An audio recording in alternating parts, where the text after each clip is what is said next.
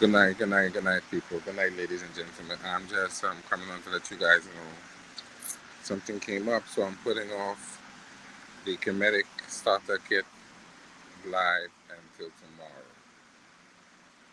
So I'm working to come on tonight and do a little bit of. I'm really just coming on just to let you guys know that, right? I'm just coming on tonight to let you guys know that Comedic Starter Kit was put off until tomorrow. So what I'm going to do is put together a little small presentation on something else. And in the next half an hour to an hour, I'll throw that up for you guys so you guys can have some content for tonight. Right? So I'll put together something and I'll throw that up in the next half hour for you guys to have some content. Right? But in the meantime, in between time, let me just do a little open talk session right now about what I've been seeing on YouTube. Sanetta had a debate yesterday. Well, it was a pretty decent debate. I don't know if you guys saw it. It was between Eliara, aka Black Sage, and um, Apostle. Right. So the debate was who are the Heka, Kasu, or the Hyksos? I saw a couple of people put together some presentations on that. So I'll probably organize. So I think I might put together a little commentary on that in terms of what I think, what I saw that could be improved, and I'll put that out to. I might put together a commentary and put that to in the next half an hour. Either that or I don't know, but you guys will get something in the next half hour. So I don't know if anybody's interested. I don't know if anybody's interested in coming in. So I'll just put the invite in the chat as I usually do. Give me 1 second.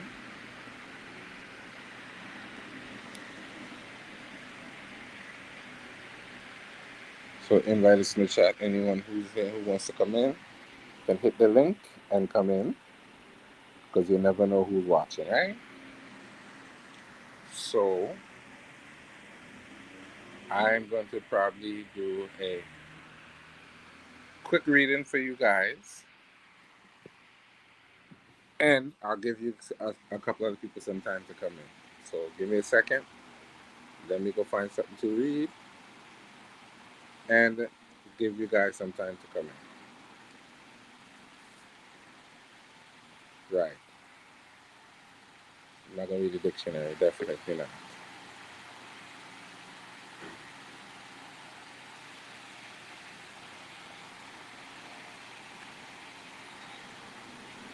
This, what I'm going to read here, is a little bit of Stolen Legacy by George G.M. James. Right, I'm going to read a little bit of that by George G.M. James. Then I'll put together something else for you guys and drop it in a half an hour to an hour. So this is Stolen Legacy by George G.M. James. I'm not going to read I'm not going to read the introduction nor the ends of the book at this point. So I'm going to get right into the actual.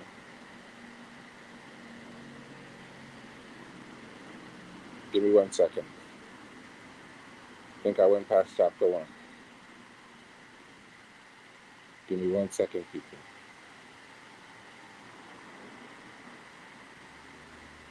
Yeah. It says, Chapter 1, Greek philosophy is stolen Egyptian philosophy. The teachings of the Egyptian mysteries reached other lands many centuries before it reached Athens. According to history, Pythagoras, after receiving his training in Egypt, returned to his native island, Samos, where he established his order for a short time, after which he had migrated to Croton 4 to 540 BC in southern Italy, where his order grew to enormous proportions until his final expulsion from that country. We are also told that Thales, 640 BC, who had also received his education in Egypt, and his associate Anaximander and Anaximenes were native of Iona in Asia Minor, which was a stronghold of the Egyptian mystery schools, which they carried on. And the source of that is Sanford's The Mediterranean World, page 195 to 205. Similarly, we are told that Xenophanes, 576 BC, Parmenides, Zeno, and Melius were also natives of Iona, and that they migrated to Elea in Italy and established themselves and spread the teachings of the mysteries. In like manner, we are informed that Heraclitus, Herac, sorry, Herac, Heraclitus, 530 BC, Empedocles,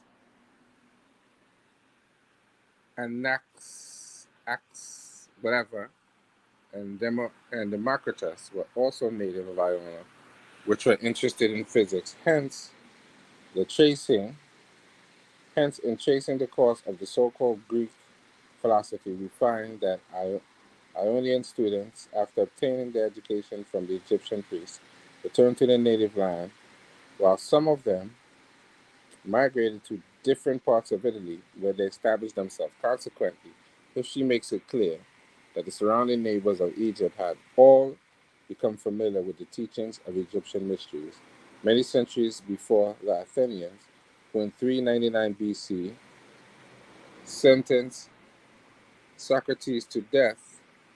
The source for that Sellers History of Philosophy, page 112, 127, 170 to 172, and subsequently caused Plato and Aristotle to flee for their lives from Athens. However, philosophy was something foreign and unknown to them. For this reason, we would expect either the Ionians or the Italians to exert their prior claim to philosophy, since it made contact with them long before it did with the Athenians, who were also its greatest enemies, and to Alexander's conquest of Egypt, which provided for Aristotle free access to the Library of Alexandria. The Ionians and Italians made no attempt to claim the authorship of philosophy, because they were all aware that the Egyptians were the true authors.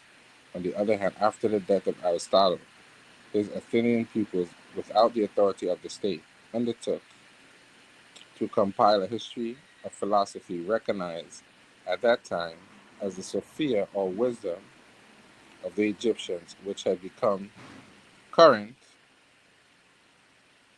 which had be, were current and traditional in the ancient world. Which compilation, because it was produced by pupils who had belonged to Aristotle's school, later history had erroneously called Greek philosophy,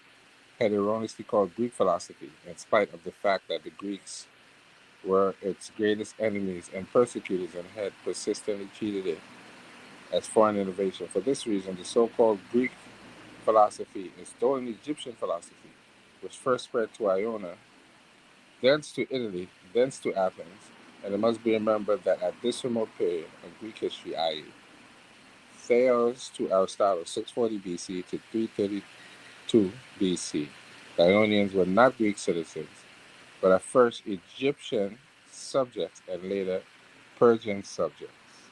Zealous History of Philosophy, page 37,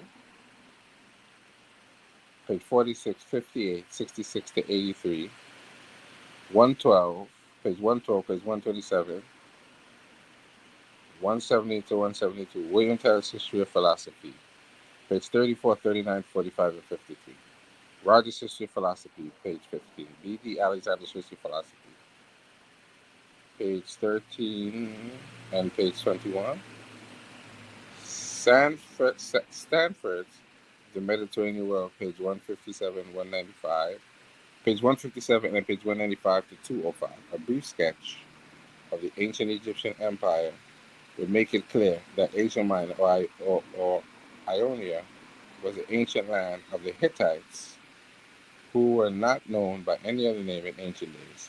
According to Diodorus and Manetho, high priest Manetho, who was a high priest in Egypt, two columns were found at Nissa, Arabia, one of the goddess Isis and the other of the god Osiris, on the latter of which the god declared that he had led an army into India to the sources of the Danube and as far as the ocean. This means, of course, that the Egyptian empire at a very early date included only the islands of the Aegean Seas of Ionia. As far as this means that, of course, that the Egyptian empire at a very early date included not only the islands of the Aegean Sea and Ionia, but also extended to the extremities of the east. We are also informed that Senuseret I, during the 12th dynasty, i.e. about 900 BC, conquered the whole seacoast of India beyond the Ganges to the Eastern Ocean. He is also said to have included the Cyclades and a great part of Europe in his conquest. Secondly, there are monolatas found in the government offices of the Egyptian king Akhenaten, testify to the fact that the Egyptian empire had extended to Western Asia, Syria, and Palestine, and that for centuries Egyptian power had been supreme in the ancient world. This was in the 18th dynasty, i.e. 1500 BC. We are also told that during the reign of Thutmose III, the dominion of Egypt extended not only along the coast of Palestine, but also from Nubia to northern Asia. Brad Steed's Conquest of Civilization, page 84. Diodorus, 128. Manetho, Strabo, Decus, something. Wow, the authorship of the individual doctrines is extremely doubtful. So, I think I'm going to stop there for now. And I am going. Oh, hold on. Somebody wants to come in. Who's that there? Hey, brother Reggie. A good evening to you. How are you? I was busy reading. I didn't hear you. I don't. Have you been waiting long in the back? Doesn't matter. Doesn't Oh, matter. sorry about that, brother Reggie. No problem. Okay, what would you like to add to the conversation, sir? Well, um, it seems that these days that groups of are attacking our elder scholars, right, and calling them pseudo. And one of the people that they are attacking is, of course, Dr. George M. James. And uh, You and these are a I didn't even mixture. know that, Reggie. I just some just told me to read that. I really didn't know that. Just so you know. So it's a You didn't know coincidence. what? I really didn't know that they were saying anything about George G. M. James. I just came on and just randomly read that. Okay, so we could. What I would say is, well, I don't like to talk. I'll just share my screen. Okay, give me. Okay.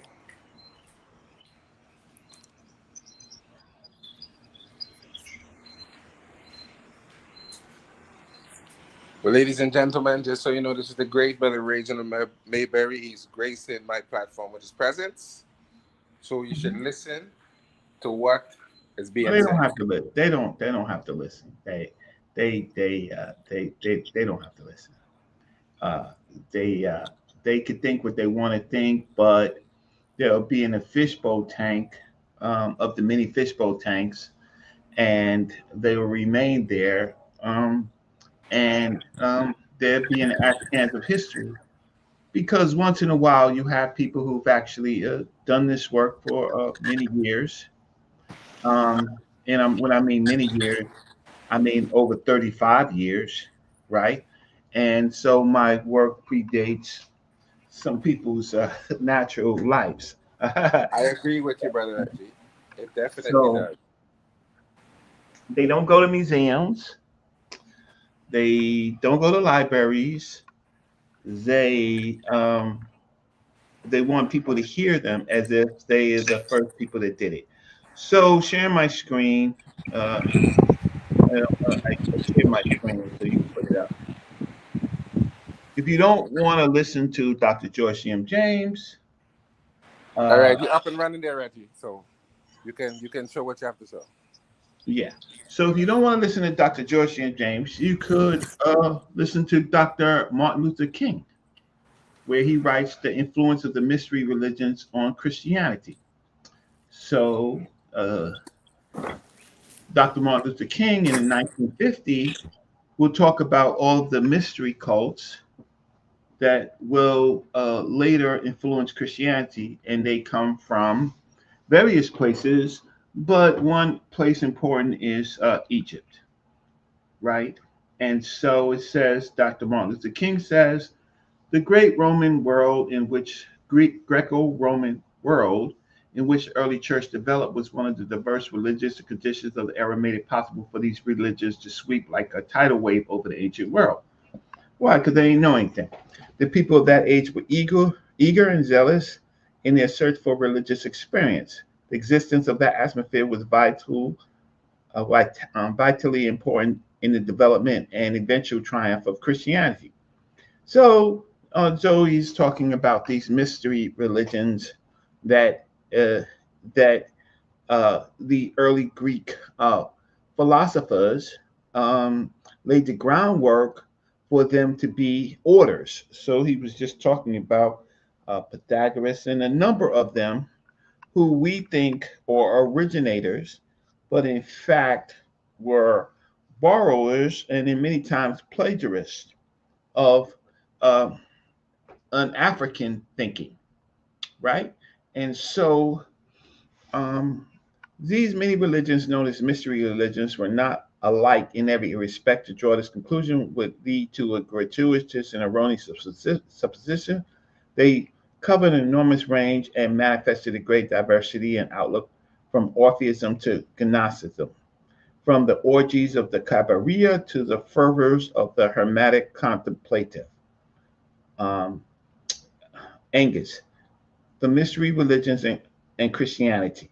Okay, so now what he goes on, he starts talking about that Christianity later, after they absorbed it, they triumphed because they borrowed so much of it from so many different places that they could fuse this into Christianity, in which they did.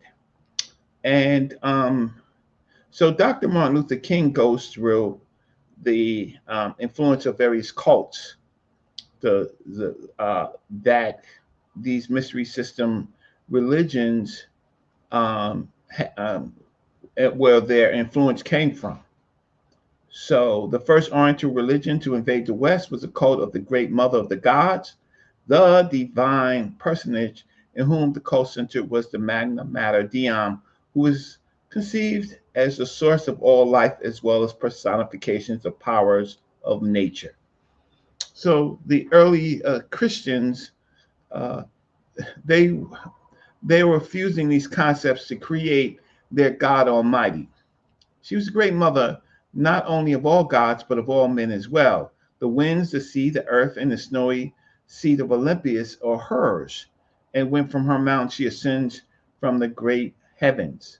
So this doesn't necessarily come directly uh, from Egypt, but a fusion, right? And then so they talk about Adonis, um, and they borrow Adonis. So they're borrowing lots of different cult beliefs, right? And then it's the influence of Osiris and Isis. And what happens is that when there is no uh, footnote or citation or uh, direct borrowing, what they do is they fuse. So then he goes on, he says, the influence of Osiris and Isis. The Egyptian mysteries of Isis and Osiris exerted considerable influence upon early Christianity. These two great Egyptian deities were worshipped, whose worship passed into Europe, was revered not only in Rome but in many other centers where Christian communities were growing up. Osiris and Isis, so the legend runs, were at one and the same time brother and sister, husband and wife, but Osiris was murdered. Now, mind you, this is a myth. Uh, Osiris in this and Aset, Osir and Aset in this situation is Greekified, and so um, they are very liberal in being saying that they're brother and sisters. But how could they be brothers and sisters when they're gods, husband and wife? But they don't exist, right? Well, to the Comedics they exist, but they don't exist. And so then they take this story: Osiris was murdered, his confined body being thrown into the Nile, and shortly afterwards, the widowed and exiled Aset, Isis, gave birth to a son, Horus. Meanwhile, the coffin was washed up on the Syrian coast, and so that is the way the Christians tells the story um, of an African story, right? And then you have Herodotus and Plutarch talking their gibberish about how they're gonna how ultimately um, they're gonna fuse it for themselves. And so um, there are um, other mystery cults like Eleusis, right? In the first century of the Christian era, the Eleusinian mystery cults were more favorable known than any of the cults of Greece. Its fame and popularity was largely due to the connection, connection of Eleusis with Athens. The origin of the cult is obscure and uncertain, but some writers believe and trace it back to Egypt, right? And so these people who are without, they have their own concepts, but their own concepts cannot compete with um, the systems that are in Africa and in the East. Um, Mithraism, that's Persian, is one of the other ones that are fused into these concepts. So what you have is not everything came from Egypt, or not everything came from Africa, but it was fused in their world, right? And so here you have the great Dr. Martin Luther King in 1950. And if you read the George M. James book, what is the date of George M. James publication? Joey, if you can read it, if you can find it. Give me 1 second. I'll read it. What's the first print?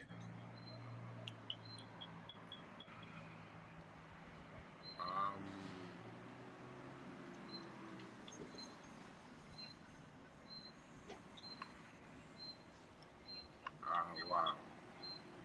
This one uh, hmm, is that 1954? Okay, well, um, he may have written some articles, but he wrote The Stolen Legacy about that time. But Dr. Martin Luther King is in Crowther Theological Seminary, and he writes it in 1950. So, Oh, interesting. So he made the commentary about 4 or 5 years before. yes, and he's in Theological Seminary. Um, what else do I want to say about that? So, these are thinkings that are in the public at this time, certainly in theological schools, so that they know this. And so, a lot of people call George M. James pseudo, but this was what the in that time period, what the theological centers were finally understanding about where these words, and Dr. Martin Luther King wrote this great article in 1950. So that was my point of bringing in. This predates so far the stolen legacy. But Re- How you but like that?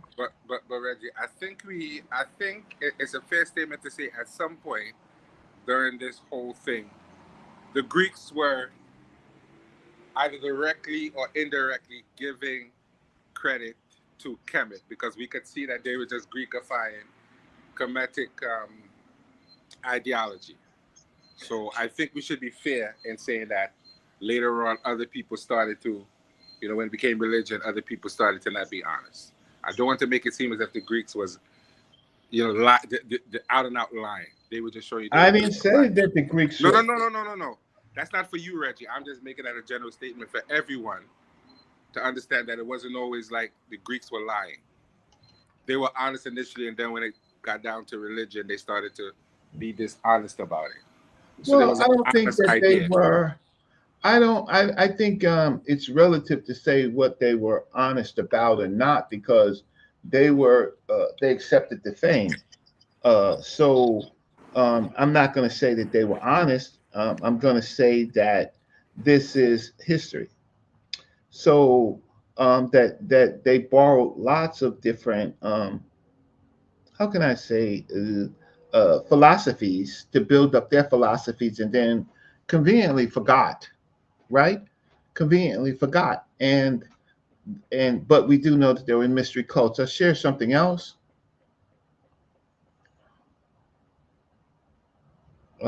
Yeah. So in this article in Roman Times online magazine about current archaeological, they have an article about the transformation of pharaonic deities to household gods in Roman uh, Egypt. So the Romans are competing with the Greeks, and so it's who gets it first. And so you will find, with the Greeks, you have the Ptolemies, and you have Serapis, but the Romans also gave up their gods, right, to uh, spotlight this new philosophy coming into Rome, and they try to get ahead of it. So here you have Horus, falcon-headed, um, Necher from Egypt. Now he's Roman, right? So you have images of Roman Horuses and other fused concepts, right? This one, a bronze figure of Horus attired as a Roman emperor. Who knew, right? Um, this one over here, you have um, another figure of Horus, and he's with basically a set. This one is really famous. The Egyptian relief of the net of Yeah. Horus in Roman style I armor, remember I remember seeing Brother Jabari show this several times when he was speaking. fighting Is that Seth in a crocodile form, yeah, right? yeah, yeah. So, And then so they took that and made that into like Michael fighting the devil, right? say what? They made that into like Michael, the angel Michael fighting Satan, right? And they turned the Yes, crocodile into a dragon, right? yes, they formulated. Yes, they even further synchronize or it's And syncretic. and let's Right. and let's let's go back to when you were doing a presentation and you said that phenomenon is called Greco interpretatio. Is that correct, or am I Yes, mispronouncing? it is Greco interpretatio, right? And then there's Roman interpretatio, but these are actual technical terms where they talk about the external syncretic influence of uh, the Nile Valley culture with other philosophies, and then it becomes one of the same, and then every culture tries to kind of give it an origin, and then they begin to give it an origin in their uh, pull up something else if I can. Uh, okay, so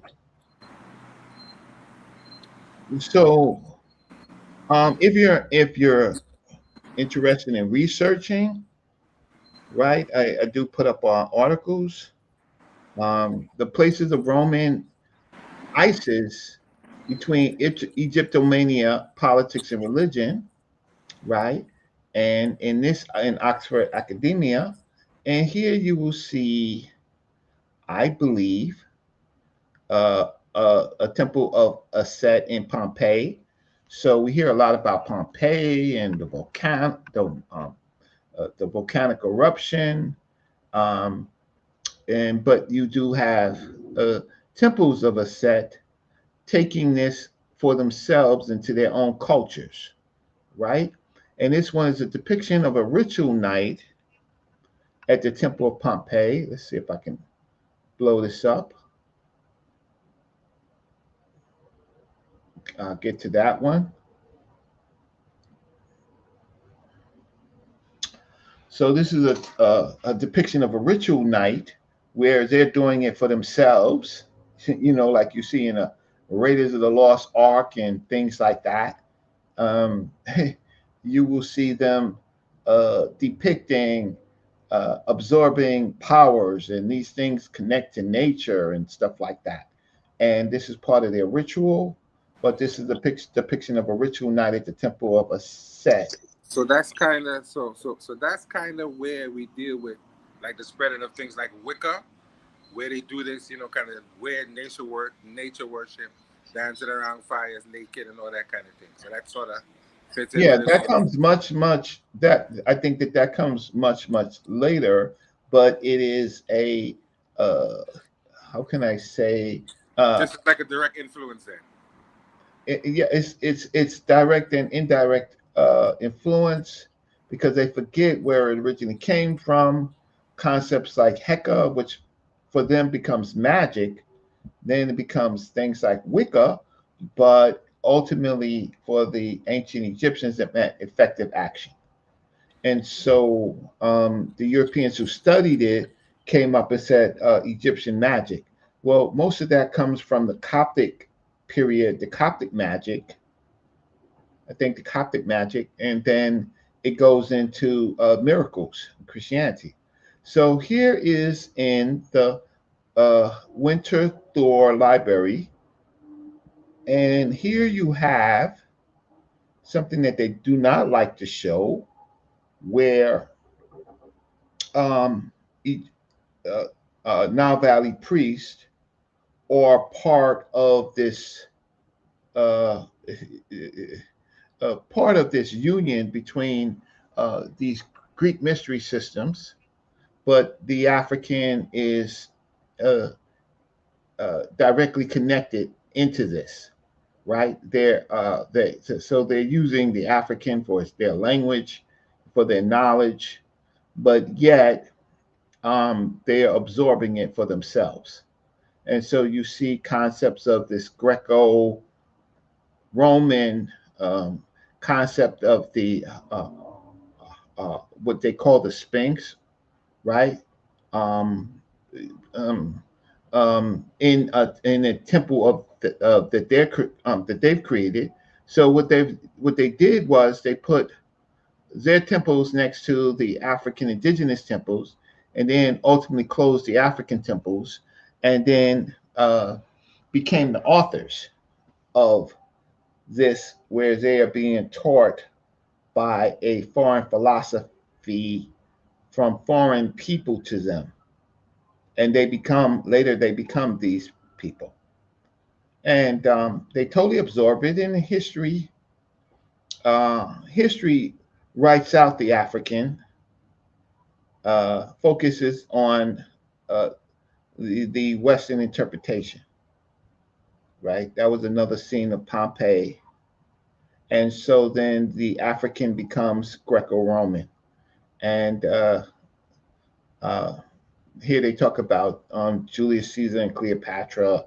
And um, then they have coins with Sobek, right? They call it the crocodile, uh, but it's no longer Sobek. And then they create temples that are kind of synthetic African temples, and they pseudoize it. They take out what the Africans ultimately believed, All right, and and this source is from where? Oxford what? I think Oxford Handbook, Topics in Classical Studies, Oxford Okay, Handbooks. okay. So if I type in Oxford handbooks, I'll be able to get to this online. Yeah, I'll put it in. You don't have to. I just put it in the what you call it in the back chat for you. Thank you very much. You want it in a private chat or the back chat? Um, you know what? Drop it in the Discord. That'll be better for me. I'm not gonna put it in Discord. I'm just gonna put it in the. I tried to put it in the comments, but I'll put it in the private chat, Okay. or or or or if it's not a private, wherever it shows up. I'm not familiar, so familiar. Okay. Well. All right. But There we go. the concept is that uh, they begin to make themselves um, other people. They become impersonators, imposters, and then they begin to write their own origin stories and put themselves in it. So this picture right here, I was going to go to another source for it, but this is not an African, indigenous African, but this is, you can see this in the Metropolitan Museum of Art with the Temple of Dindor. Uh, this is the Temple of El Daka in Nubia, but uh, but you can find it in Temple of Dindor at the Metropolitan, and you think it's an African Nubian temple, but it's really a Roman temple. And this person right here is giving offerings, right? He is styled as a Nile Valley African, but he is really Augustus Caesar, who will be the first emperor of Rome. And you can see Sekhmet over here. I don't know if this is Mendelusi over here, right? Um, and you will see that he's completely styled as an African. And over here, we can try to figure out if I can blow this up, who this person is, who this figure is, based on see if we can read a little bit of it. Okay. No, it's further down. So this now all of this gets fused into Christianity from Africa and from other places, and it becomes Coptic Christianity, and then Coptic Christianity becomes Christianity, and then you have the great conferences in Alexandria. So so when George M. James is talking about the stolen legacy, I've showed you Dr. Martin Luther King that confirms it, and I show you other sources, and I just want to get back to that one But piece. Reggie, that man was holding a sistrum just now, wasn't he? Oh, they I don't know fuse. the proper Kemetic name, so you might have helped me with that. I only know sistrum. That's the common term that they use, but Yeah, there's a Kemetic name for it. I can't think of the other name right now. I'm not. We can look it up, but we have tools to look it up. So here's a shrine of Isis, and this is the house of the gilded cupids. And so we can see concepts of a pep right here, I was just gonna say that. right? And let's see here. Okay, so I'll show an. Okay, so here, this is what I wanted to blow up and try to figure out who that figure is. Not important. So important to the conversation, but if there's meta nature that I can read, I'll read it. I'm just trying to blow it up and see what is going on, but this is probably not directly what you call ancient Egyptian. It's just fused, it's syncretic. So this would, it looks to me like it's late. It looks like to me it's late Egyptian, and But late Egyptian. but Uh, I always recognize that when you see like the later, like Ptolemaic depictions, like it that to me it doesn't look as smooth and artistic as like the older ones. They look a little different. Is it well, you have me, or Africans do you find working. it looks a little different? Yeah, you have Africans working with them. I'm struggling to pull it up. But yes, that's what you call late Egyptian. So that's another version of the ancient Egyptian language, but it's in the uh, it's it's in the Ptolemaic times. I So really it doesn't look the same. It doesn't look as smooth. It doesn't look as beautiful to me when you see it late in the Ptolemaic period. well, You no, could tell the I difference. think I think you also, could tell the difference. well, yes, you could tell the difference, but um, also we are used to looking at Middle Egyptian, and so it's sometimes it's our own bias. Oh, Uh, it's sometimes it's our own bias. it's in our head then. Yeah, language is language. We're supposed to read language for language, and we can have, I mean, there's people who, uh, there are people who, they're orthodox, right? They want to weed out things like late Egyptian, but then you don't see how sometimes things are passed from the ancient people to another population where they demand more knowledge, right? They demand more knowledge. But if you but even if you're looking at the staff that the figure is holding, and it doesn't even look the same. It has it's a wasp, but like the head of it's supposed to be a wasp, but the head of it looks different, and it has a snake wrapped around it. Right. So, and it So looks that's like the clearly different. well, it's fused concepts. Even the African grows and changes, right?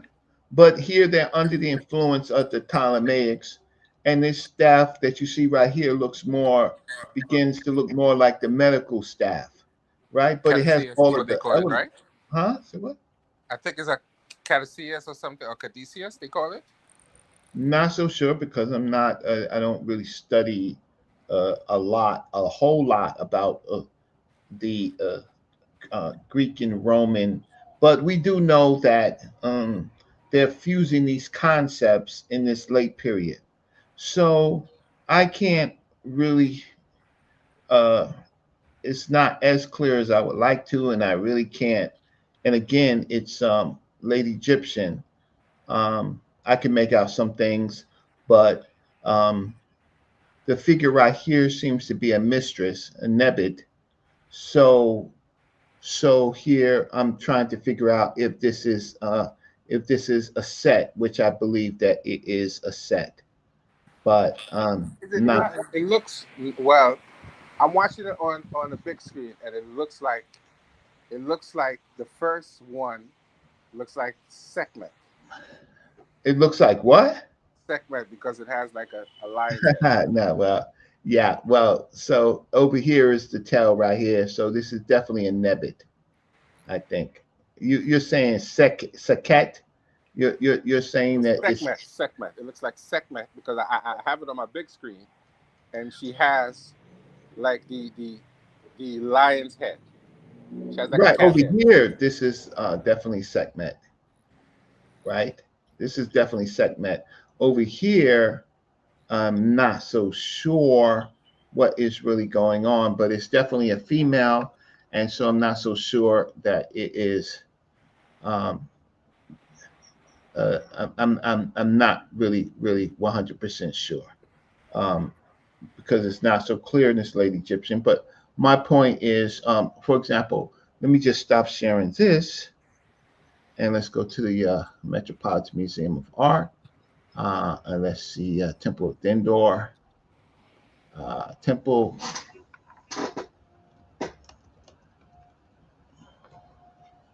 and see if I can pull up something, image of the Temple of Dindor. And what do we have here? And I'm trying to get a nice, uh, maybe we'll try this right here. So let's try this right here. Okay, so let's give me a second. So the fact is that yeah, let's see if I can find it bigger. They have it, but it's not as big. So I need a bigger. See if I can find it and make it bigger. So the what I'm trying to say to the community is that the Greeks and the Romans borrowed philosophy that was not theirs. Okay, so let's see. I have it, so I'm gonna put up on the screen, and I was hoping that it would be a little clearer, but it's not as clear as I want it to. But I can do some things. I was looking around, and I wanted to find some primaries on Camo's Son of Ibana, and I actually found a primary of it. But I'm not really a Medu nature reader, so I was Well, struggling to me and primaries is not the best of friends well, because I'm not. I realize by industry standards, I would be considered a functional non-reader. okay. Well, I vary from text to text, and I have a method, but I vary from text to text, right? And so I wouldn't be upset about that. I would just try to work hard. But if you can share my screen, Okay, no problem. okay. So let me see if I can blow it up a little bit more. It's not allowing me to blow up. But this glyph over here, again, this is late Egyptian. So it tells me who this person is. And you probably can't see it. Can you see it? I could see it. I could see it on the on. I have my TV on. It's a big screen and it's muted, so Okay. I could So I let could me see let it. me stop and see if I can find a bigger one, a better one. All right.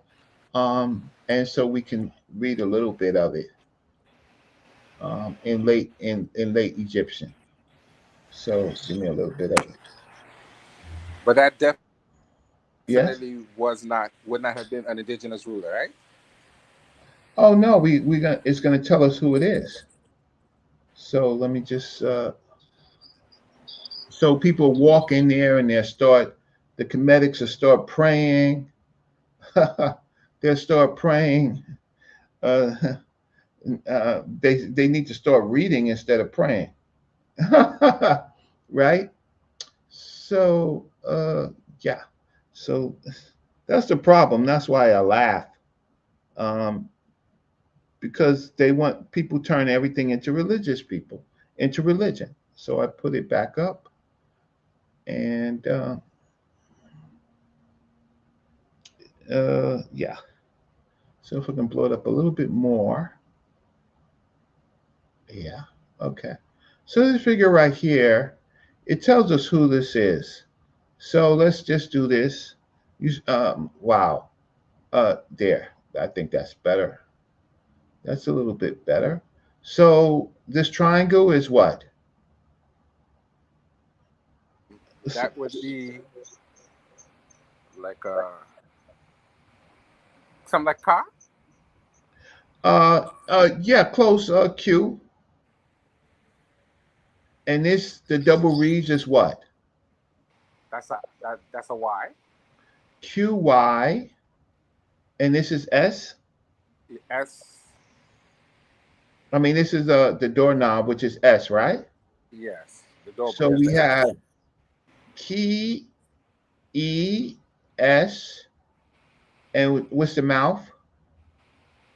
Er. Okay, so then we have his name. he is Caesar, Caesar, right? This Wow. is Caesar. This is Caesar, and we we giving him life forever, right? Ankh Jet, right? And we have his title, which is A-U-T-T-R.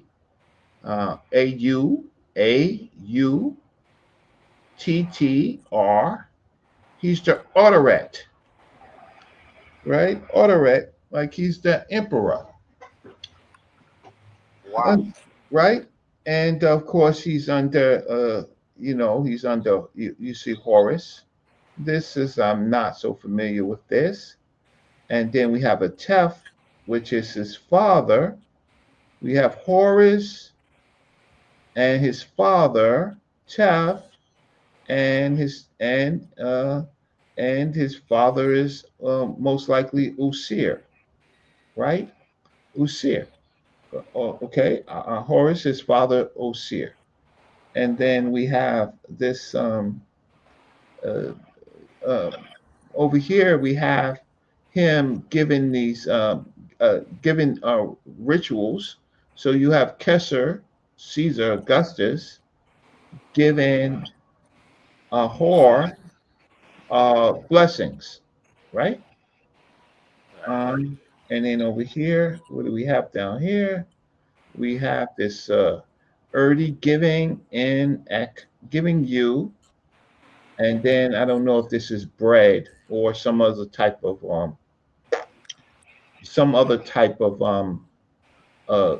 blessings on the So hmm? so this is like they enhance the image, or is A this what what? the image would look like? Did they enhance the image, or is this what the image would look like on the wall? What they did is that they took the images on the wall and then they just put colors to it. So Okay. this is the actual images, and what they did is they created a kind of a color, a lighting, right, that projects on it, right. Okay. And so then we have Hawat Hor, but she could be Isis, right, and with his mother, right, and all of a sudden the museum whitens her up. You can see the Netaru here. That's Uh, that's crazy, head, right? Because she yeah. would look like that. Oh no, she didn't look like that. She didn't look like that on the wall. So this is they have the eye here. So this is most likely a set, right? Uh, Neb Neb Pet, Lord of the Sky, and then you have the Neperu, and then you have this Hebu, and so they for museum goers they whiten her up. Okay, and let's see over here. So there's Kesser again, and there you have it. Uh, and then here on his coat, they put a smiting image here. I don't know if that was originally there, but and so if I, so it becomes it before it becomes Christian, it becomes um, from late Egyptian to Coptic, and then to Christianity. Let's see if I can find something else I want to show you. Okay, so stop sharing. So this is what Dr. George C. M. James is saying, the mystery cults, but where you started was the earlier time period of the Greeks. That what I was showing you was more the Roman period where uh, so here's the temple. Here's the original. This is the original temple of Dendor. Um, and they saved it because they have flooded it for the dam. So put this up, share screen. And they transported it to the Metropolitan Museum of Art. So here's the original temple, right? And it was being flooded because of the dam, and then they saved it. Um, So Reggie, that would be the temple that you would see with the Greek graffiti on it when you come into is into like the atrium somewhere in the Metropolitan Museum, correct? Yes, I'll show it to you where it is now. But this is in its Nubio, it's Roman Nubio. Um, Remember, this is Roman Nubia, right? You, The Augustus took this route through Nubia to attack the Ptolemaics. you would And, never be, you huh? would never believe, Reggie. When I was much younger, I went to the Metropolitan Museum on a school trip, and they showed us these things. And if I had Um, only known what I know now, I could have appreciated it more. well, at least you were been to, right? Yes. So here is where it looks like in the dirt, the Cito. And then here is what is on the wall facings right now. This is what's on the wall facings of the temple. And so here's the holies to holies. And back here, you will see Kesser with Hawat Hor or Hathor. And uh, and then you will see in every image, you will see Kesser giving some tribute to the uh, African deities. See if I, okay, so here is what, when you go into the Met, this is pretty much what you see, but I'll show it to you.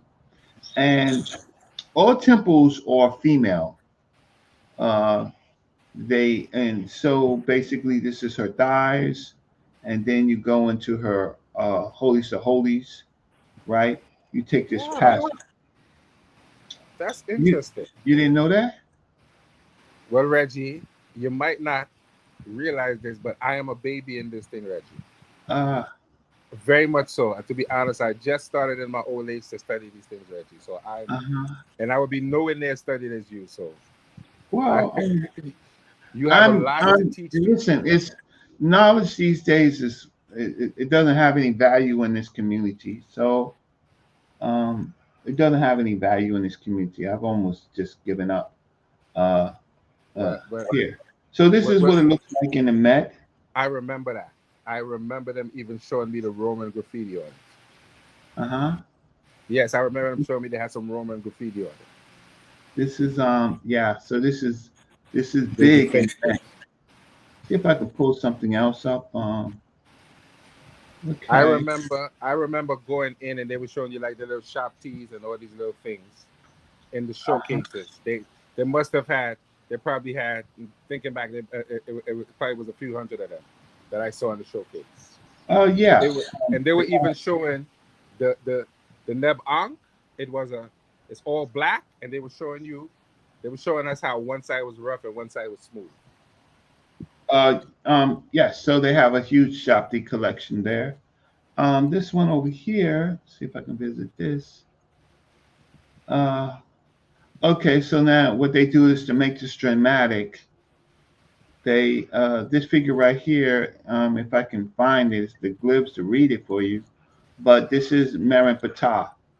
So they instead of two obelisks here, they put Marin Patah here. See if I can. I'm just trying to find some images. But all of this becomes part of the Roman world because what we're looking at now is the last stages of the uh, uh, Egyptian or ancient Tawi civilization as Rome connects to it, and then it becomes Coptic, and then uh, it becomes Christianity. You know how Reggie? You know how I describe the idea of the Greeks and Romans destroying Kemetic culture? It's like when you have a little your little 5-year old son and he's trying to put together Legos and he doesn't necessarily have the acuity to do it, and then he kicks over the Legos when he gets upset. To me, that is Yes. what the Greeks did. They realized they didn't have the capacity to understand what was going Well, on. they won the So they war. kind of just decided they just decided I'm gonna, if I can't have it, nobody can have it. Well, That's they my won. We have to admit that they won the war, and we've given it up because now it's not important to world history. What's important is what Plutarch says um, about the African civilization. You know, when I read that, they were mentioning a temple, and I went to research the temple only to find out that the temple was destroyed. Which temple was destroyed? Not this They one. were mentioning no, no, no. They were mentioning a temple in the Plutarch document of Isis and Osiris. And when I Uh went to look for the temple, they said the temple had been destroyed because they were describing some images on the front of the temple, such as like the falcon, which they call the hawk, and yes. other things on the front of it. And when I went to look for the temple was destroyed. Wow. Well, So uh, I couldn't actually see what they were talking about. so here's a graffiti that you saw as a child, Yes. so that you can reconnect with your younger self, right? And that right. Huh? There you go. Huh? 19th Yeah. century graffiti in the 1819s, right? Yeah, Um, that was pretty high up on there, I think, right? yeah. So one of the things that's important is then to move to the next period where it becomes, let's see, Coptic magic. See if I can pull up Coptic magic. And you know, along these lines, I was having a conversation with someone the other day and explaining to them that, and I was explaining to them that when they see what they call the obelisk in Central Park, that is not a recreation. It's actually a stolen artifact. Yeah, it's one of two. And the person, and since I'm in Trinidad and Tobago, a lot of times they're not very familiar. And the person seemed very surprised that it wasn't a reproduction, Well, when you that it get was back actually something big real. in Trinidad and Tobago, then you will invite me. When you get big there, you invite me as a feature speaker. So I'm hoping that you get big there in Trinidad and Tobago, You and me and both, yeah? invite me. But I wanted to show you this story. All right, so this is when Coptic Christianity, well, when Coptic ancient Egyptian, well, Coptic Egyptian, it's going to transform into Christianity. And I'm going to show you how to do it. And I've done this many times. But this is the story of Horus and the three Agrippas. And I'll just summarize it real quick. Horus gets sick. He eats something, he gets sick. He cries out for his mother, Aset, and she's far away. So he uh, he encounters three Agrippas, which are kind of demons, and he tests them. He wants the one that can run to his mother's the fastest. So he interviews three demons. So here's the story. Horus, the son of Isis, went on a hill to rest. He cast his line and pulled in his net. He caught a falcon, a quail, and a wild pelican. He cut it without a knife. He cooked it without fire. He ate it without salt, and he was in pain. And his belly ached. He cried out with a great cry, saying, I will bring my mother Isis to me today. I want a demon to send to Isis, my mother. Okay. The first demon, Agrippas, came to him and says, do you want me to go to your mother Isis? He says, yes.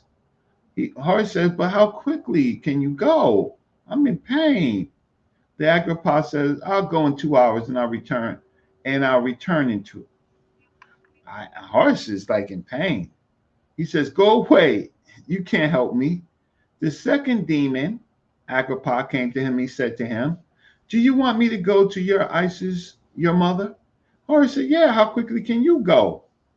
How quickly do you return? Because he learned from the first one, he needs to go and then come back. The Agrippa says, I'll go in 1 hour and return in 1 hour. Horus says to him, go. You can't help me. Shoot, I'll be dead in 2 hours. The third Agrippa came to him and said, the one-eyed one, like in the now they're using terminology that they would use in the Purdam Haru. right? Or the coffin text, the one-eyed one, the one-handed one, right? So he's got some problems. He's got one hand and one eye. And he says, "Do you want to go to ISIS for do you want me to go to your mother for you?" He says, "Yes." "Well, how quickly can you go? How quickly can you return?" He said, "I'm there in the space of one breath of your mouth, and I return in the space of one breath of your nose." Horace is like, "Yeah, you're due for me." So he went to the mountain of Anu, Heliopolis, and he found Aset, his mother, with an iron head kindling a bronze furnace, right? She said to the demon, Agrippas, "Why did you come to this place?" Agrippas says to her, "Horus, your son, went up upon a hill of rest. He cast his line, he pulled up in his net. He caught a falcon and a quail and a wild pelican. He cut it without a knife. He cooked it without fire. He ate it without salt." He's in pain and his belly ached, right? She said to him, "Even if you did not find me and you did not find my name," because Isis, she has with her the secret name of Ra, right? The true name Yes. that the sun carries to the west, that the moon carries to the east, that is carried by the six ultra stars that are beneath the sun. You could adjure the 300 sinews that are around the belly, saying, you could have said this spell. Listen to this spell, she says. "Let every sickness and every suffering and every aching be healed that is in the belly of the Inin," really means to replace your name with this term, son of Inin. So who you are, son of who your father is, be healed now. It is I, watch this, Isis, who calls. It is the Lord Jesus who grants the healing.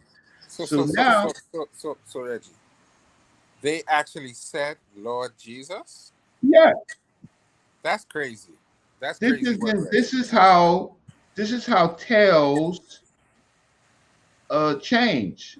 So That's instead of crazy. ISIS calling Ra, She called it Lord Jesus. calling out Jesus. So hold on. Wow. So the So now we Coptics know that it's not ISIS that's the healer or Ra with his name. is It's the Jesus Lord Christ. Jesus. Huh? So this is where they do in the syncretism and the mixing then, And where the they stealing. And the stealing. Yes. Syncretism, right? that's Borrowing crazy. and stealing. And this is in the Coptic magical text. That's nasty work, Reggie. Oh, that's nasty work? And Well, if you're you didn't, listening. and if you're not up on what's going on, Well, I am. you wouldn't. I mean, not you, but people who are not up on going on really wouldn't probably wouldn't see and understand what's going on there. Well, That is I'm Brother nasty Reggie. work, brother Reggie. I'm Brother Reggie, and I'm going to give you the primaries, and I'm That going is to show you crazy. where how it is stolen. So That then is crazy. ISIS becomes not an African, and Horus becomes not an African, but it becomes now ISIS's mother Mary, and Horus is becomes Jesus. Why? That Because is the crazy. dirty work has already been done right here, right now, That's crazy. huh? That is crazy. Right now, the interesting thing is this story. It says, but at the same time, we can see the influence of Christian context. The three demons who help Horus are probably named after Herod Agrippa, the king of Judea, who persecuted the first Christians, and Isis gave the third Agrippa a spell calling upon Jesus. Right? Uh, So, Agrippa. so now we go into the Roman Judea uh, period, right? Where the demons is Herod, right? And he's persecuting the Christians, and the spell is among the Christians, right? But it's an African, a Reggie. transformed African spell. Reggie, that is diabolical. Well, That is diabolical. That is some super villain level. Mind fuckery. Pardon my language, Reggie. Well, Because that's what it live. is. That I have Well, no it's doubt. live That's what on they do. your. It's That's what it live on is. your channel, huh? That's So, what it is. huh? It's live on your channel. So all of a sudden they put in Aset's mouth. It's not Aset that does the healing. It's the Lord Jesus Christ, Wow. huh? That is diabolical, Reggie. Huh?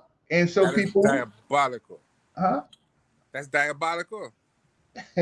Well, that's because you're in love with you. Well, look, you're in love with you. Look, I'm in love with history, right? And I'm in love with African history, but the comedics go crazy. So are you comedic, You right? know what I wanted to say to you, Reggie?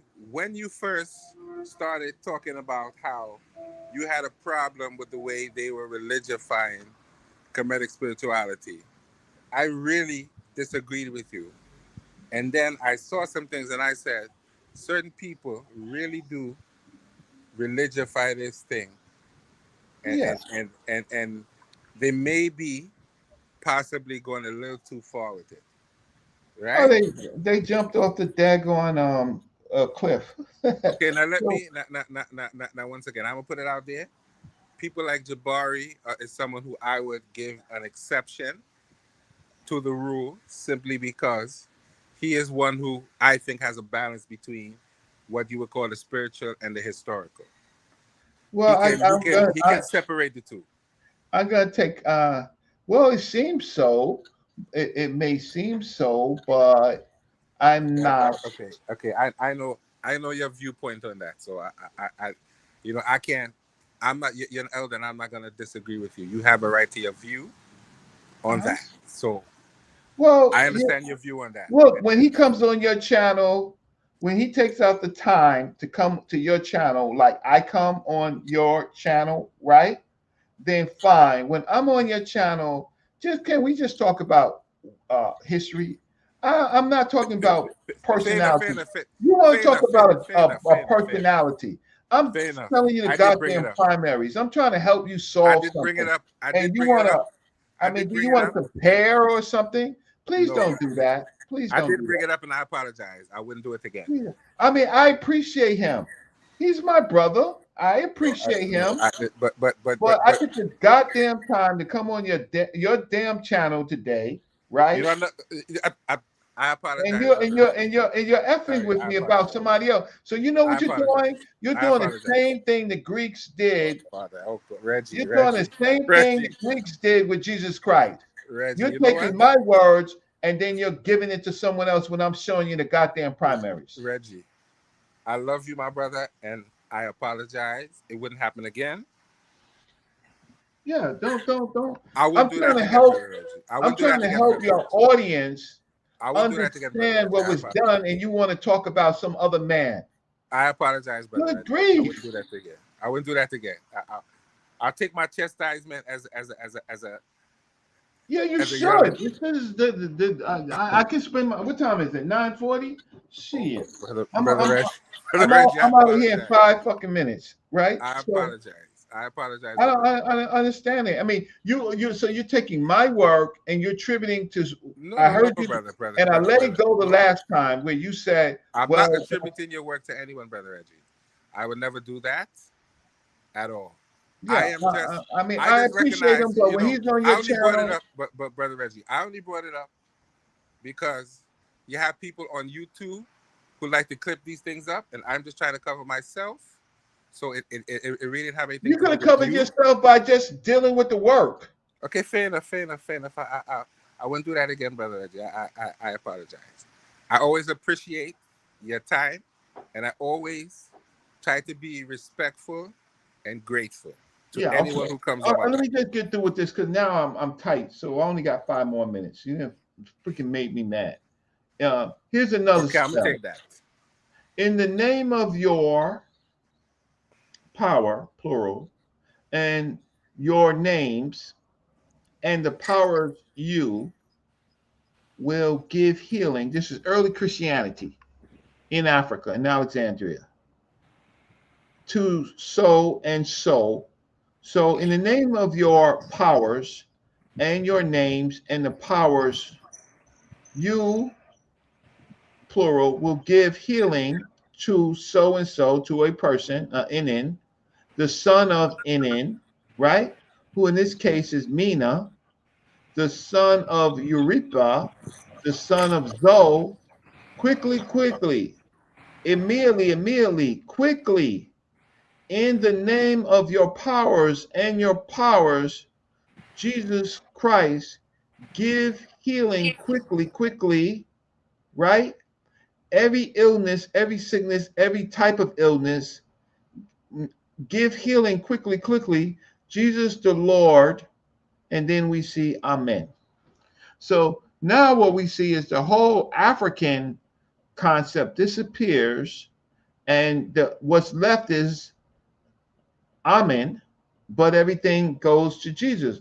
But if you saw this, you wouldn't know, you wouldn't know that I gave you the real story in the beginning about how Jesus became a Horus, and Isis said, "Don't give it to me, uh, uh, uh, give it to Horus, or give it to Jesus Christ." So you wouldn't know that. So here's this guy over here with his little side lock, right? And he's forgetting about, he's remembering Amen, but he's forgetting about Horus and Isis, Horus and the Set. He needs to be healed, but he forgot that the real story was here, right? This was the real story. Horus, Isis, and the three Akapas. So all of a sudden, Horus and Isis disappears, and all you have left is Amen, Jesus, and Jesus, and Isis, and Jesus Christ, right? And then it's transformed. So I don't know if anybody's in the chat, if anybody is uh, uh, hopefully seeing someone who understands this type of work, give you the damn primaries to show you how Egyptian religion became Christian, right? Um, let's see. So I did. So the curses that are in ancient Egyptian become Coptic church Coptic curses, love spells. So you use Coptic magic to get love, right? To get a woman or a man, and then old Coptic magic. So let's look at old Coptic magic for a second. Okay. Introduction of Old Coptic magical text. I just want to go through this. Old Coptic magic, the bilingual solar divination through Boyd medium, right? A solar divination is Ra. Old Coptic magic, the bilingual divination. So these are different texts, and let's just go into one of these texts. Let's see.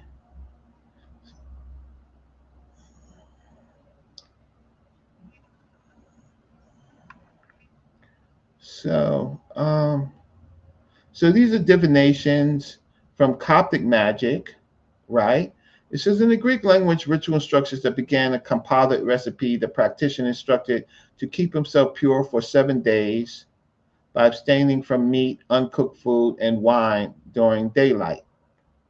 So this is where a lot of comedics, um, their whole thing is abstaining from meat, uncooked food, and but they mess up the fact that they say that they when they're doing this work they abstain, but normally eat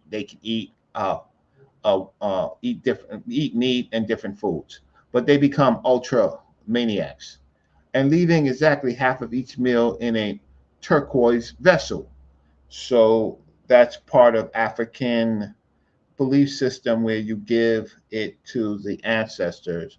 And at night, when the moon is full, the practitioner must then throw the leftovers into the east inside of the ground of his city, village, or house. The remainder of the ritual instructions suggest, however, that an enclosed space is preferred.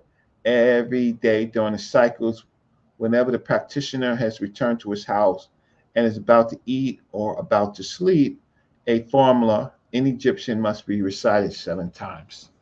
So now what you're doing is you're ritualizing some concepts that you think will work for you, right? Into some type of magical. Reggie. Funny enough, Chris Withers was on a while ago, and we were having a conversation about how in the original practice they sacrifice animals. Uh huh. Yes, right, and how in modern comedic practitioners they don't do that because the majority of them don't eat meat. Well, they're not following original practice. That's why it's comedic with the ick, like metallic, like metal, comedic, like chemic, right? So here you have a human cattle, uh, hawk, anthropomorphism, where you have Horus and you have the cattle and you have Duat, right? And they eat the cattle. Um, Excuse me. Kepra beetle.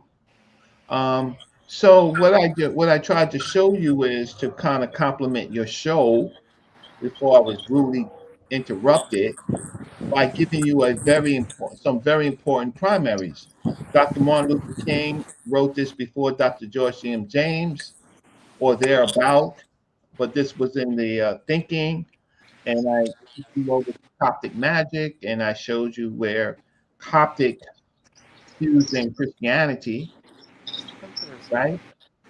And you know, look, and then so I wanted to give you the primaries to help your show. When I could just do a show myself, I could just do a show myself. I Yeah, could I do. I do. Once again, do a I do show, and you want appreciate you giving of your somebody time else. when you do come on, Reggie. And I Ridiculous. do appreciate it. I do appreciate you, Reggie. And yeah, I'm just saying. I mean, I get far more views than I get You far do. I get far more views, right? So let me just see let me get to. Agreed. I agree with you, brother Reggie. And I do appreciate it once again. I mean, it's just sometimes when I do a show, I try to be a little bit more thorough than just course through information.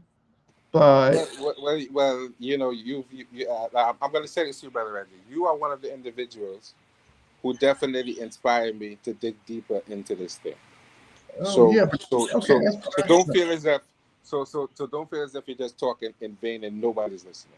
No, I'm That's trying not to what you help do. you. I'm trying to help No, you, I know that, but I'm letting you know that you but have helped me a lot. you messed me up. So now, I did, and all humans should be allowed some mistakes. uh, well, I should be allowed some mistakes, but trust me, I wouldn't make that mistake again. yeah, don't please, So so please, and you people can go back and say, so oh, brother, hopefully, it's not, it's the difference factors. If the professor wants to come on your show, the professor can come on your show, I would right? love I to. chose to come on your show, I would love to, and you want to talk about the professor. Good grief, okay, Charlie Brown. okay, fair enough, brother Reggie. I'm gonna take that. But Yeah, once again, I do appreciate you, brother Reggie, yeah. because this Uh, is not the first time you've come on the show, and you do add a lot for sure. And you yeah, have I helped me came out, on your and topic you to have embellish helped what me, you're saying. and you have helped me. So I would say that for everyone to hear. I Yeah, can't speak for and anyone Christopher else. Withers, that dude is my dude right there. I Jonathan told Owens, him. Christopher You know, Withers. I told him. I told him that he should teach a course with Raquel Yamin. Why should he? Because Dr. I think First of all, Dr. Richetti is the GOAT, right? All for he for, can do, for he is the man, but he can prepare you for Dr. Richetti's advanced classes, right? But yes, but she is she I know. he is equipped. He is equipped, but Jedam Al Kekere is uh, Well, that's one, one of those. Well, that's one of those brothers I have to appreciate because he's very helpful and very honest yeah, with he's what he has to say, and you can tell he's very genuine and he doesn't mean any harm in what he says. So I do appreciate the brother a lot. So shout out to that brother for being who oh he yeah, is. we got a good family. But I gotta be cautious because I'm gotta make sure that you're not. How can I say you're doing the hard work and you're not into the spell stuff and No, the stuff that makes you feel good. And I'm not interested in the audience feeling good. I'm interested in the I'm gonna people. be I'm gonna be honest with you, brother Reggie. I think sometimes, to me, and this is my personal view, the way that things are going now, I throw in some feel good fist pumping black power sometimes. I try my best to do that because I think I need it, and I think other people need some feel good. I'm not necessarily only on the feel good thing because you see my channel, you know I'm not the only on feel good, but I think we have to throw some feel good in there No, for I'm me. not interested in For feeling me, good. for I'm me, not I can't interested speak for because you. you know what? What I teach is painful. It's been painful to me to spend up hours and hours and hours to learn, and then for the feel good people to come up and Yeah, I get it. and now just absorb it. Uh, to me that's problematic. So You know, you know, I had a discussion with a brother about the afterlife, and I'm going to tell you, brother Reggie, I put together 7 slides and a abstract, and you know how long it took me to put that together? I almost like had a brain aneurysm because I had 4 books that were sent to me by a certain car, and when I uh-huh. recognized that it really wasn't appreciated, I didn't go as deep as I was advised to because I wasn't. It don't make sense to put together that content and people don't appreciate it. So I Well, didn't go where I could have went. do you believe in the ancient Egyptian or Tawi afterlife? Do you believe in it? I'll say this: I think that there has to be something after this. I don't Mm. know. I don't know if you want to call it an afterlife, but I think there's something after this. I don't think you just go to the ground and disintegrate. I don't. I don't Well, do believe you know that. what the ancient Egyptians said? I mean, they said a lot about the afterlife. They Did spoke they about. all believe in the afterlife? I mean, no, I'm not saying they don't. No, no, no, no. My thing was not whether they believed in it. My thing was it a thing only for elite people? And I said that that has never been the case. That the afterlife was only for elites. It was always for everyone. But the first texts that they found were what they would call pharaonic texts, and you cannot compare the Nasut Bidi to other people. He was never in a category with anyone else. He was always considered a living nature. So that's a Okay. poor comparison. And he Well, the only never. person And I accept I accept that stuff from is Asar M. Ka. That's my brother, and I accept it. Everybody else, I'm not listening to. so I don't get Uh, that past that.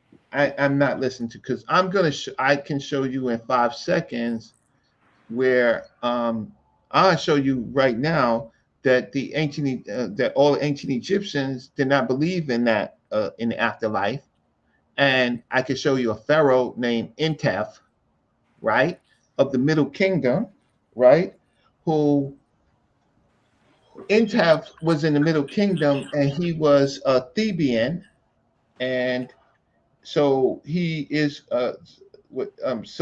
going to he's before Mentuhotep, and he don't believe in that. He don't believe in the hocus pocus. Okay, I wouldn't. I wouldn't put that. I'll show it you right now, and then I'll leave because I'm Okay, tight. I'm tight with you, Joey. I'm tight. I know. I had. I'm I had to tight. accept that. I had to accept that. I'm tight. I can't believe you did that. I can't believe So I did that either. I can't believe it. So I put on my screen. So for all you comedics, right? I think that you should be honest with people. You should read the text. So this is in the Pharaoh Intef Middle Kingdom, and it's also a copy on a Papyrus Harris in the New Kingdom. It says, "He is happy, this good prince. Death is a kindly fate. A generation passes, another stays." So they're talking about life and death. Since the time of the ancestors, the gods who were before rest in their tombs. Since the time of the ancestors, the netters who were before rest in their tombs. Blessed nobles too are buried in their tombs. Yet those who built the tombs, their places are gone. What has become of them? I've heard the words of Imhotep and Horjajef, our great seers, whose sayings are recited in whole. People recite them like they're religious. Then he says, but what are their places? This is a Norsut Biddy. Their places are gone, as though they had never been. None comes from there. He's talking about the afterlife, to tell their needs, to calm our hearts. He says, none until we go where they have gone, right? So, hence, rejoice in your heart. Forget prophets, you. Follow your heart as long as you live. Your ib. Put myrrh on your head. Dress in fine linen. Anoint yourself with oils fit for a god, a netter. Heap up your joys. Let your heart not sink. Follow your heart and your happiness. Do things on earth as your heart commands. Where when there comes to you that day of mourning, when you die, then he snaps on Osiris. The weary-hearted Osiris hears not your mourning, their mourning. Wailing saves no man from the pit. Make holiday, do not weary of it. Lo, none is allowed to take his goods with him. Lo, none who departs comes back again. Right? So, what does this say to you? Well, that says to me that he clearly doesn't agree with what would be the typical view of Yeah, it the comes from the people of the Harper's time. Hymn, and it's basically saying, "Live life, be merry." Right? So, if you read all of the Harper's hymns, you know that um, that not all humans, men, Nile Valley Africans, believed in what the people are putting forward to you in these communities. Well, okay, that's now in the mental Rolodex. Oh That yeah. everyone didn't necessarily believe in that, and that's Okay. something that I might So not there's have no thought about. absolute. So there's no absolute. So I've on your channel and other channels, sometimes you go a little bit too far, pushing some concepts of belief when I can show you text after text after text where it was more of a tradition, a way in which people can mourn for their deceased than it is actually believing. Because I just read you, none has come back from the dead to help your ass, That's what he said. right? That's what he So, said. Nobody's come back to tell you what's there, so nobody knows. so no. Let me see. Harper's hymn. So and so they all the European, this, that, the third, uh, you know, our culture, our tradition. It's our tradition. I get that, huh? But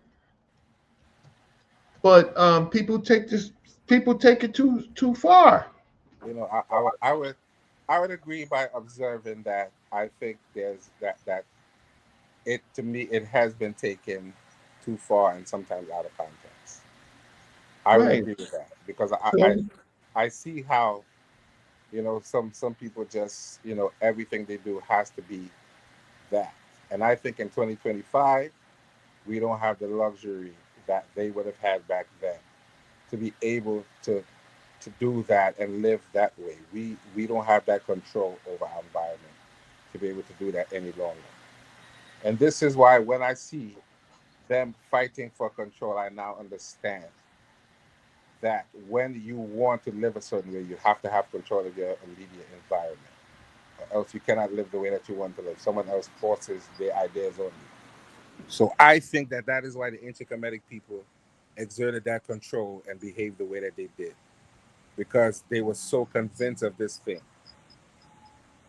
that But they didn't convinced want of other what? people. I Convinced mean, of what?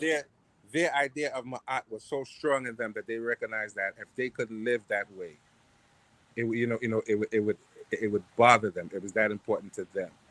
So they asserted control so they could live the way that they wanted to live. And when we're living in 2025, I understand the importance of controlling your environment politically and having that political power to be able to do what you think is correct. Well, Because it's also control other over, people's ideas don't work for us.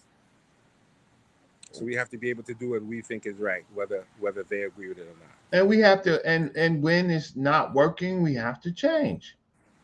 I agree, Reggie, We but can't be stuck in beliefs. We cannot be stuck in beliefs that don't work for us. It makes you feel good, but yeah. but I learned, Reggie, Christianity Um, might not work for me, but it works for so many other people. what works? I you know I have never really practiced it in my life.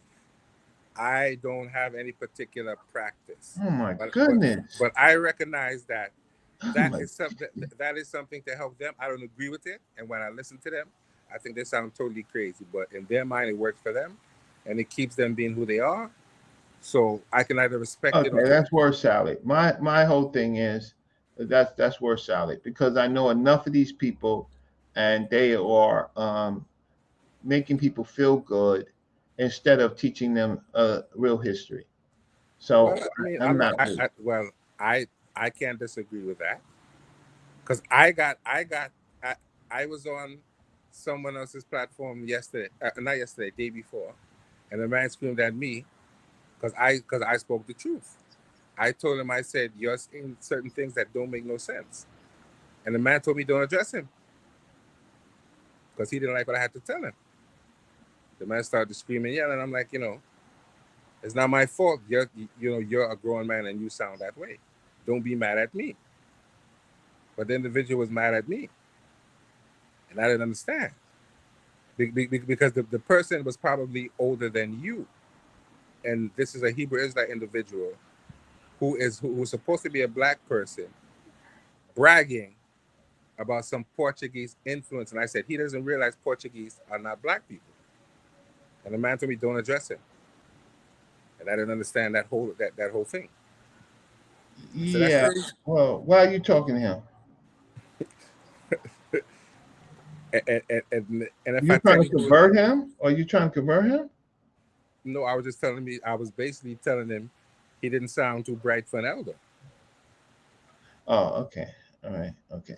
And if I call a person name, you wouldn't be surprised. Let me tell you who it was. It was Apostle. Why are you talking to him? you He know, calls you know, himself apostle. What? you know, that's Reggie. That's a good question. Stupid me, thinking that everyone is reasonable and you can have reasonable conversations with everyone. And I realized that Why? Why are you talking to him? I mean, that's I that's a mean, good question. That's I mean, that's a good question. he's That's a very good delusional. question. He's delusional. I mean, I don't. I listen. I revere and I respect the tradition of the Nile Valley African. I've studied it for more than more people were alive. Okay, so I got that. Well, But damn near my whole life, Reggie, because I'm only 48 years old. So that's pretty. That's damn. right, That's my whole life. So I right. so So you was I born in where? Yeah. I was born in 1977. Okay, so yeah, So, so I so I can't even talk too hard to you, and that is no, why you can't. and that is why when you come on, No, I generally, yeah, no, but you I was don't give you any pushback because I don't violated. have any pushback to give. Really, I don't. I mean, I can show you facts. So I what? know What facts. I showed you where Christianity merged with African religions. I showed you Dr. Martin Luther King, who did it at the same time as George M. James, who they're arguing with, and I But I don't know, Reggie. I think I'm gonna get myself in a lot of trouble in these YouTube streets because at this point, keep I talking. I'll don't. be right back. At this point, I'm gonna get in trouble in these YouTube streets, man, because I think you know, people people think I don't know, but I just I'm trying to be nice to people, and it seems like it's not working. So I don't know what to do at this point. I don't know if to curse, to scream, to yell, to read more text. I don't know what to do because I'm on my wits end because I see people talking and saying things that upset me. But I don't want to be the one to keep going back and forth with 10,001 videos. So since we're here, if anyone else would like to come in, I'm gonna I'm gonna put the link Okay, back because into the Brother chat. Reggie is getting, I'm getting ready to leave. But I'll tell you this: you was going to do a show on the Heck Kasu. I think that actually Brother Yara, he did a really good job against Apostle, You right? saw that, right? Yeah, I saw parts of it. I mean, I just went. I just wanted to see where people were, and he did a really good job. Now, Only it's one critique I have though. He said something dealing with the Medu Necha, where he showed the term that they call Israel, and he made a statement that it's not a kingdom because it doesn't have the glyph for king. No, it's not a nation because it doesn't have the glyph for king at the end of it. It only has the people glyph. uh, And that's clearly not correct. well, he showed it from the Meshe Stele or Meripata Stele. He showed it from the Marin Ptah Stele, and he said that it's not a nation because it doesn't have the glyph for king at the end of it. It only has the glyph for people. And I know understanding that particular glyph is only used on two occasions. It's only a determinative for either the Nasut Bidi or the Netra. Well, They they're don't use talking that glyph about for the anyone else. Africans are talking about a foreign people, and that they are going into those foreign people lands to get them in control, Yeah, but they right? don't use that glyph as a determinative in those instances. It's only used for either the king or the Netra. It's not used for anyone Oh, else. he's listen. He's come a long way as a Hebrew Israelite.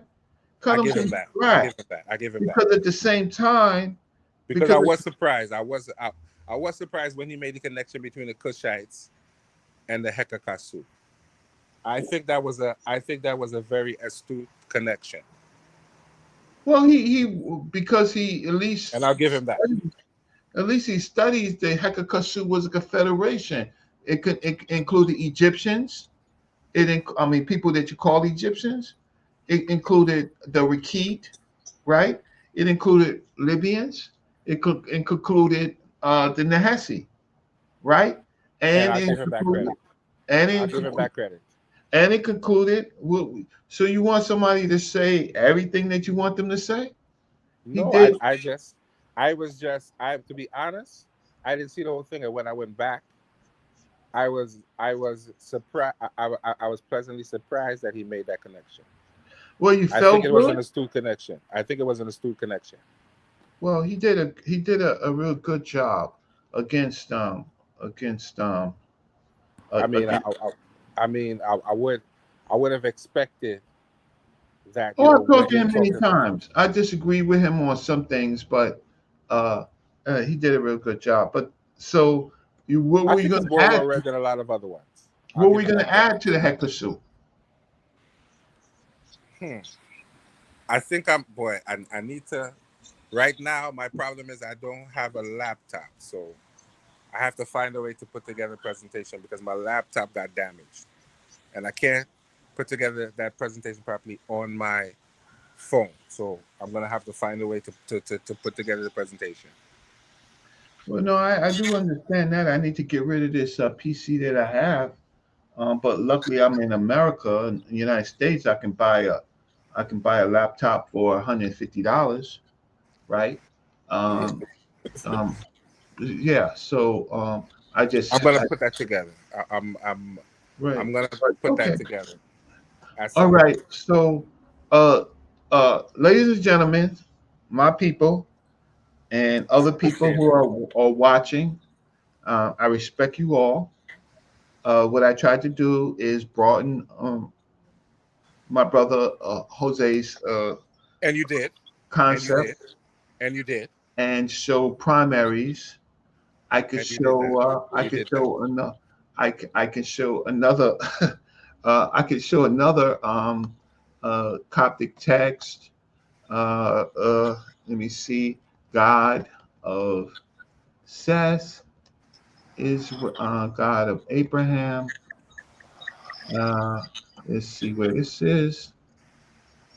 Um, let's see where this is, and then I'll close. Um, there's a Coptic text where the Coptics are or praying to. Let's see. This is the mountain of murderers. See where this is. Okay. Okay. So I'll show this and I'll get out of here. And maybe one day I'll do another a bigger show. I just trying to break people out of their mental state. At the same time, people bring in other people's work who uh, Okay, it's up on the screen. I put it in. All right. So in the Metropolitan Museum of Art, there's a Coptic text where it makes a lot of people really really upset, and it's a text that ancient Egyptian incantations tell of biblical human sacrifice. And here's the text. It's a 1500-year-old papyrus, so that's in the Christian era.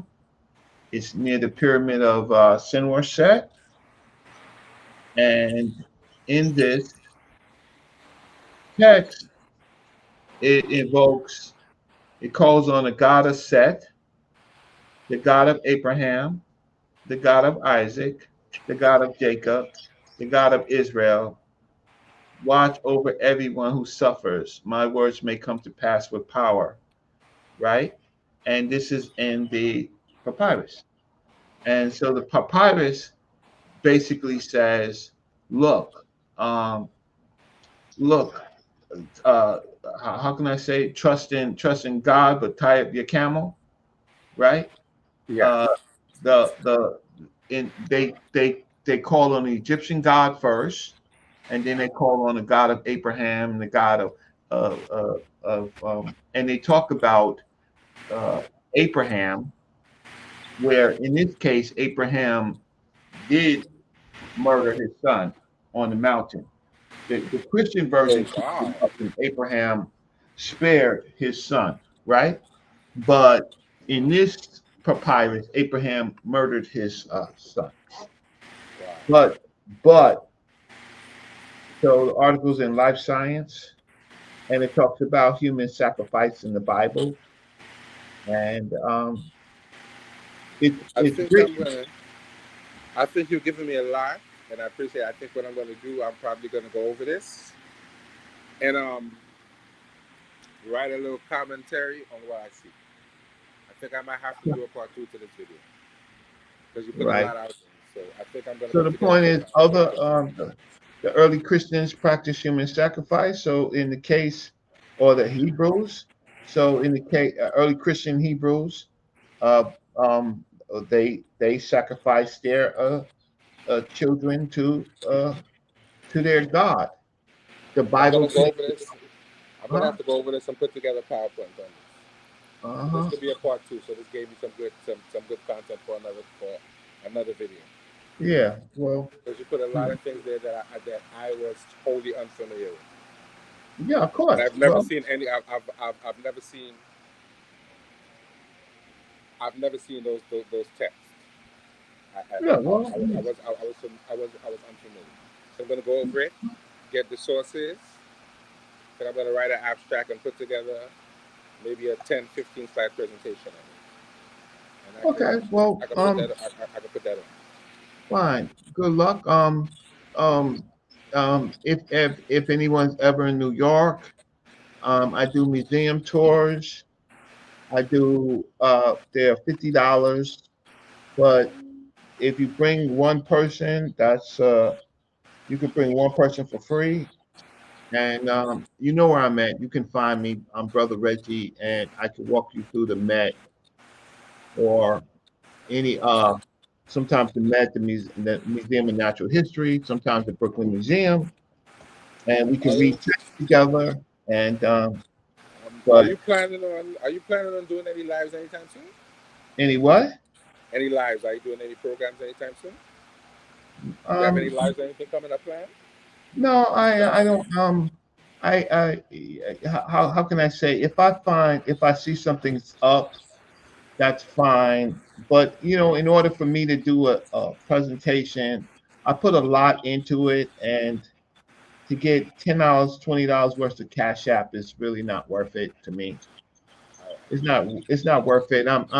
I've given a community enough time to be educated. If I pop in, it's a gift. It's a gift. I am writing my book on Kemet, and Okay. it's going to dispel everything that you think you know about Kemet.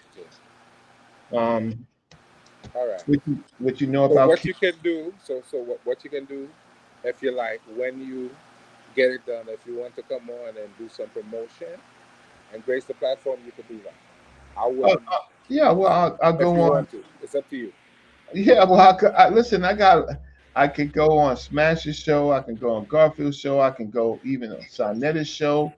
I can go on Ank's show. I just need to finish it. So hopefully by next weekend I will have my base manuscript finished. I already know. That's Uh, beautiful, brother. Reggie. That's beautiful. but um, most people don't understand what Kemet is. At least the place name. I'm not even Okay. talking about the cattle worship part. I have I have a publication in the Journal of Pan African Studies on Kemet, which people don't read, right? And it's I free. think I think what I need to do is take that paper and just take some time and go over it in its entirety again.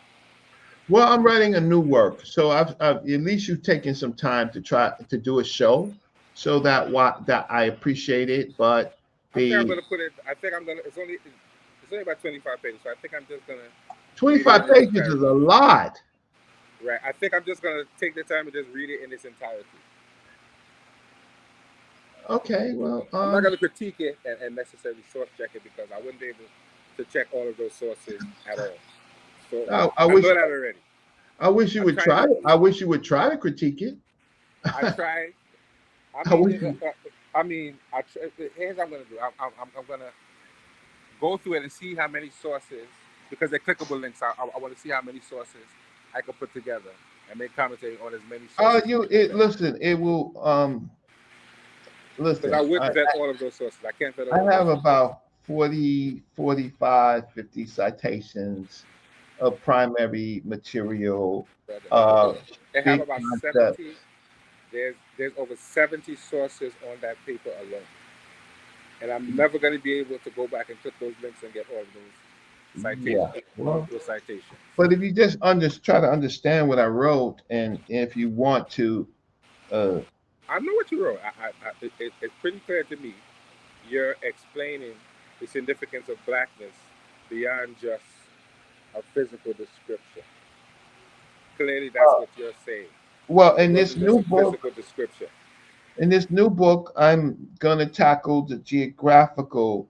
In that book, I talked about it being something other than geographical and what that is, which is human cattle interaction, right? As they chose a sacred totem to base themselves on. And this book is going to be on the geographical part, which I've really haven't discussed to the public at all.